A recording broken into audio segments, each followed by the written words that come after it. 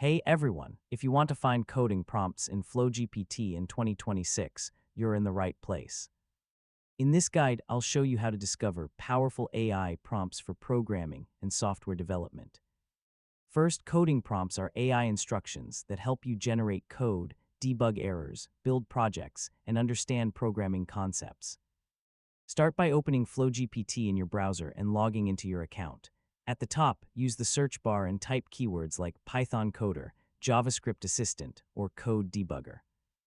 FlowGPT often includes coding categories where you can explore developer-focused prompts. Check trending or top-rated prompts for programming tasks. Click on a prompt to see how it works and what type of code it generates. Try running the prompt with your own programming problem. If you find helpful coding prompts, save them for future projects. For better coding results, include details like programming language, problem type, and expected output. A common mistake is using vague coding prompts, which leads to incorrect or incomplete code. And that's it, you've successfully learned how to find coding prompts in FlowGPT in 2026. Thanks for watching, and I'll see you in the next tutorial.